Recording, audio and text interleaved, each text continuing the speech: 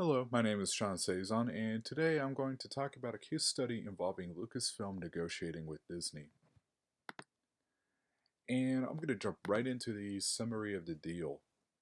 We do know back in 2012 that Disney acquired Lucasfilm and the deal was very significant, of course, and it was for $4.06 billion. $2.21 billion of that would be in a cash payment, and 37.1 million Disney shares were involved. Operational brands also included LucasArts, Industrial Light and Magic, and Skywalker Sound. The agreement was reached after a year and a half of negotiations, and investors and fans alike were surprised by the deal since it was secretive and involved high level talks.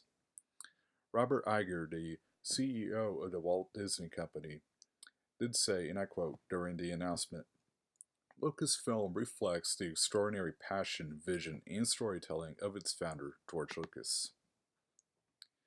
And here are the parties involved. Robert Iger, of course, and George Lucas, the founder of Lucasfilm and the creator of Star Wars. These were the two main primary parties involved.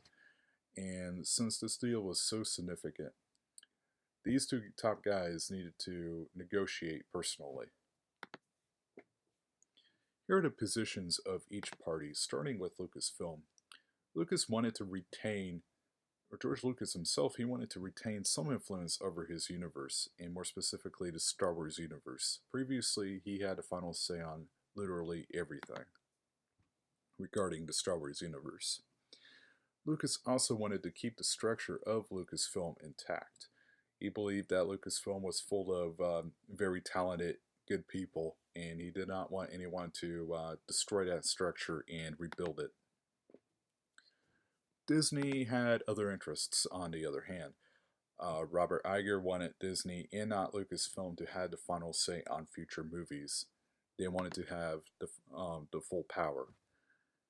And here's a quote from Alan Horn, chairman of the Walt Disney Company. He said, "We needed to have an understanding that if we acquired a company, despite tons of collegial conversations and collaboration, at the end of the day, we have to be the ones who sign off on whatever the plans are." Here are the underlying interests for both parties. The Walt Disney Company were adding to the media and entertainment empire, and they were basically this was another major source of revenue for them. Star Wars is incredibly popular, and this wasn't just the continuation of the Star Wars legacy. This was a huge cash flow to Disney, and they were looking to expand on that Star Wars presence that was already embedded into their brand and into their parks, and they were basically just going to capitalize on that. Lucas, on the other hand, he wanted to step away from the film industry, but getting rid of something he had created was very difficult, and that is understandable. Star Wars was his creation, but at the end of the day, he just wanted to step away and retire.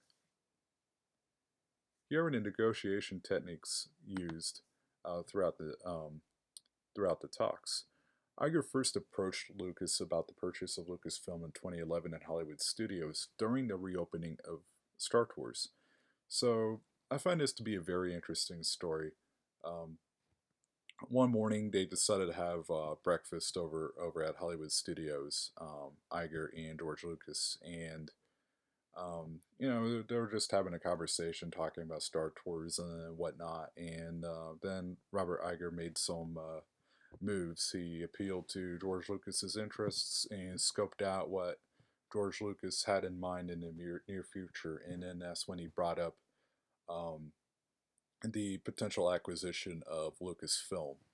And I thought that was very smart on Robert Iger's part to bring up to technically start that negotiation through a simple breakfast conversation.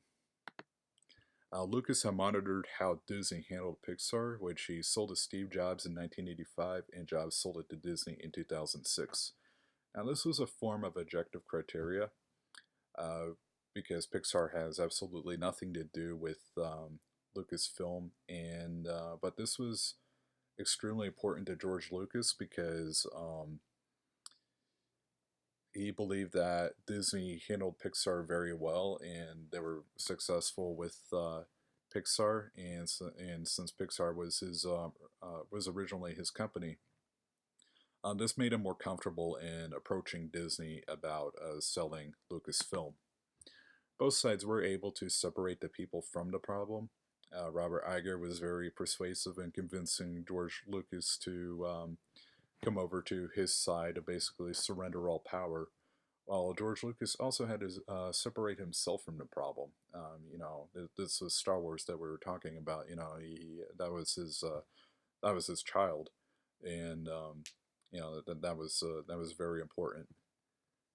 And but again, at the end of the day, he had to retire, or he wanted to retire. Both sides had respect for one another, which helped eliminate any negative emotions and finalize the deal. So here are the positives during the negotiations. Disney did get what they wanted during the pursuit, and not just after the fact, but during the negotiations. They got George Lucas to surrender all power, and I believe game theory was definitely at play here to make that happen.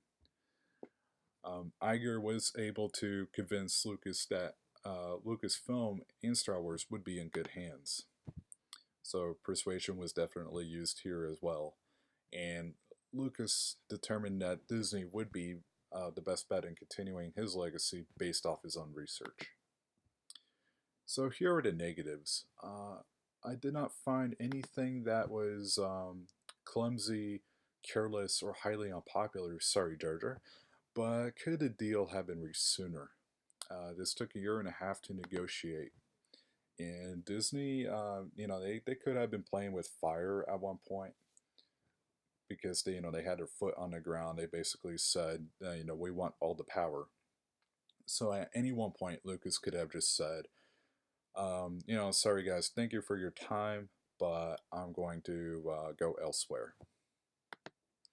And could have Disney considered the consequences during the negotiations and not just after the fact of assuming full control of the movies. Could they have taken in consideration a little more in consideration of the effect, the opinions of the fans and the investors? Because some people are concerned over how Disney would handle Star Wars going into the future, where they would take the franchise. So here are the long-term effects. Disney aims to benefit greatly from the purchase of Lucasfilm, using Star Wars to drive revenue.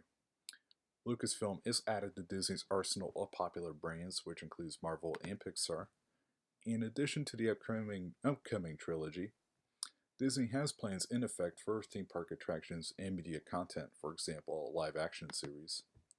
And George Lucas, though he had given up full control, can know that Lucasfilm and Star Wars are in good hands, and he can retire having that peace in mind. And that is it. Thank you for listening. And here are my references.